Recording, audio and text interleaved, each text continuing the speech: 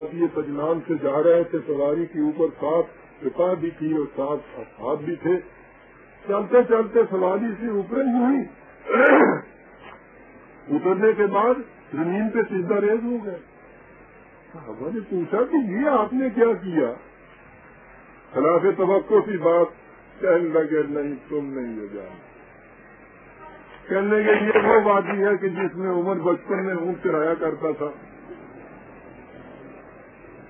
ڈاکوؤں اور چوروں کا ڈر ایک طرف، باغ کا پذیر تھا، پیٹا بھی کرتا تھا. صبح سے شام تک ڈرتے لرزتے گزر جاتی تھی.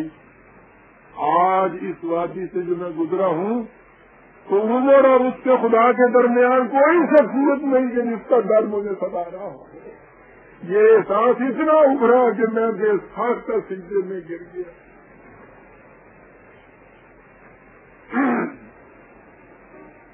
یہ امن کی وہ کیفیت ہے برادران عزیز کہ انسان اور اس کے خدا کے درمیان کوئی ایسی شخصیت نہ ہو کہ جس کا ڈر آپ کو ستائے.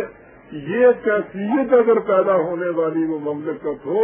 عمر نے تو ایک سجدہ کیا تھا، یہ تو یہ کہتا تھا کہ کبھی ہے حقیقت منتظر نظر آنے لباس مجاز میں کہ ہزاروں سجدے تڑپ رہے ہیں میری جبین نیاز میں.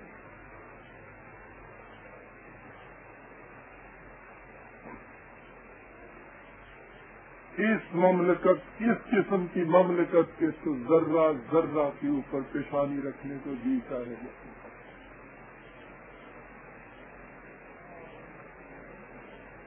دوسرا لفظ اس میں حزن کا ہے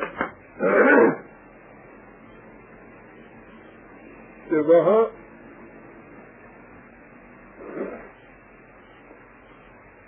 اس مملکت میں حزن بھی نہیں ہو. ہمارے یہاں ترجمہ کیا جاتا ہے غمگینی، یہ ٹھیک ہے، لیکن غمگینی کس قسم کی؟ سنیے قرآن کیا کہتا ہے، عربی زبان کیا کہتی ہے. سورہ فاطر میں ایک آیت ہے کہ اس جنتی معاشرے میں داخل ہونے والے جب یہ کیفیات دیکھیں گے تو وہ جو سجدہ ریزی تھی عمر کی وہ اس بنا پہ تھی کہ ان کی زبان سے بے ساختہ نکلے گا الحمدللہ الذی اذھب عنا الحزن. کیسی باعث حمد و ستائش ہے اس کی ذات کہ جس نے ہم کو حزن سے نجات ملا. لفظ آ گیا ایک. عربی زبان کا سب سے بڑا مستند لغت تاج العروج وہ اس کے معنی لکھتا ہے، کہتا ہے کہ حزن کے معنی ہے بیوی بچوں کے لیے صبح و شام روٹی کمانے کی فکر.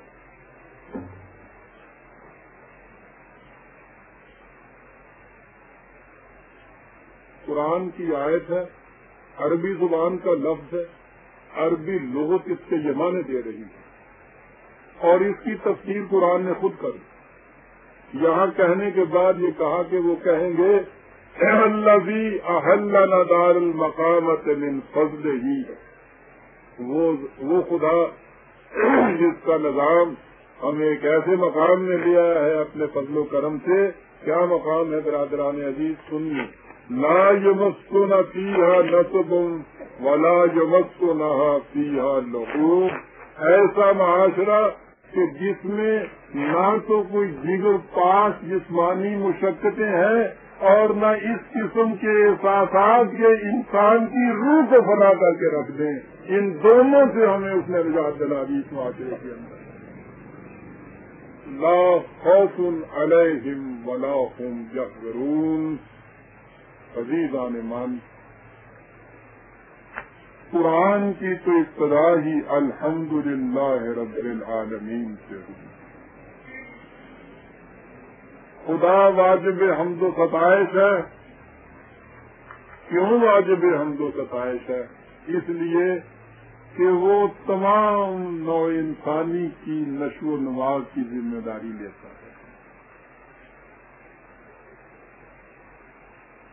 اور اس کی تو آخری صورت کی انتہا ہوتی ہے رب الناس کے اوپر پوری انسانیت کی ربوبیت کا ذمہ دار وہ کہتا ہے خدا بھی اس لیے بعد میں ہم تو ستائش ہے.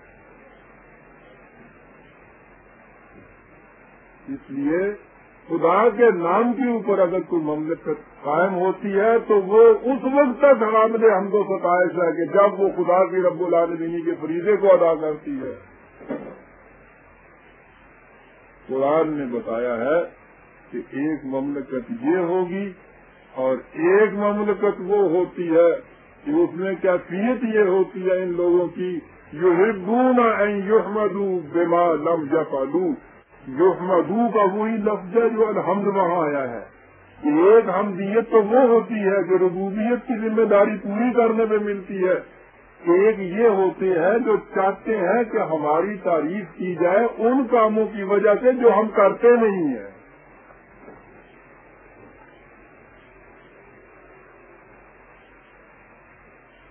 اور اس قرآنی مملکت میں جب وہ ربوبیت عامہ کرتے ہیں تو اس کے بعد جن سے یہ کچھ کرتے ہیں ان کے متعلق انہیں کہتے ہیں کہ بھائی لا نرید منکم جزاء ولا شکورا.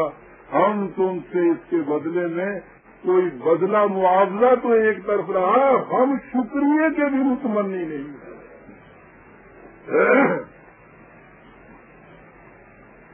قرآنی مملکت کا نقشہ نبی اکرم صلی اللہ علیہ وسلم نے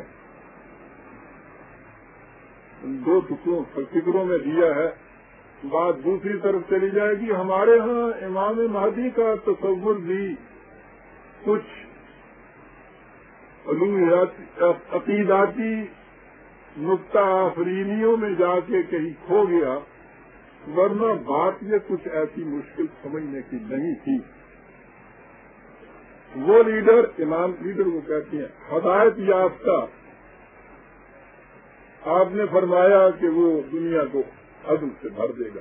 یاد رکھیے کہ جب وہ کوئی چیز کسی ایک امام کی یا امیر کی کہی جائے گی تو وہ کسی فرد کی بات نہیں ہوگی. وہ اس نظام کی بات ہوگی کہ جس کا ذمہ دار وہ فرد ہوتا ہے یا اس میں سے ہر فرد ہوتا ہے. سنیے غور سے. شاید اور باتیں تو آپ نے سنی ہوں گی کہ امام مہدی کی خصوصیات کیا ہوں گی لیکن سنیے کہ نبی اکرم صلی اللہ علیہ وسلم نے کیا فرمایا تھا. پوچھا گیا کہ اس کی خصوصیات کیا ہوں گی. فرمایا کہ یقسم المال صحاحا وہ مال کی تقسیم صحیح طریقے پہ کرے گا. عرض کیا کہ صحیح طریقے پر مال کی تقسیم کے معنی کیا ہے. آپ نے فرمایا کہ بالسویۃ بین الناس لوگوں میں یہ لفظ سویہ آیا ہے جسے مساوات ترجمہ کیا جاتا ہے. مساوات کے معنی ہوتا ہے ایکول ڈسٹریبیوشن. یہ غلط ہے. یہ اس لفظ کے عربی لفظ کے معنی نہیں ہے. ہم نے اپنے ہاں یہ معنی کیے ہیں. تسویۃ عربی زبان میں کہتے ہیں اس طرح سے کسی کے تمام چیزوں کے توازن کو قائم رکھنا کہ مکمل اعتدال اس کے اندر پیدا ہو جائے اور اس سے ہر شے کی نشو و نما ہو جائے. اسے تسویہ کہتے ہیں عربی زبان میں. کہا وہ مال کی تقسیم اس طرح سے کرے گا کہ ہر فرد کی تمام صلاحیتوں کی نشو و نما ہو کے صحیح اس میں توازن پیدا ہو جائے اور اس طرح سے ہر پرسن کی بیلنس پرسنالٹی قائم ہو جائے. کہا یہ ہوگا وہ جس کے متعلق تم کہتے ہو کہ اگر وہ اس کے بعد پھر قائم ہوا نقشہ تو اس نقشے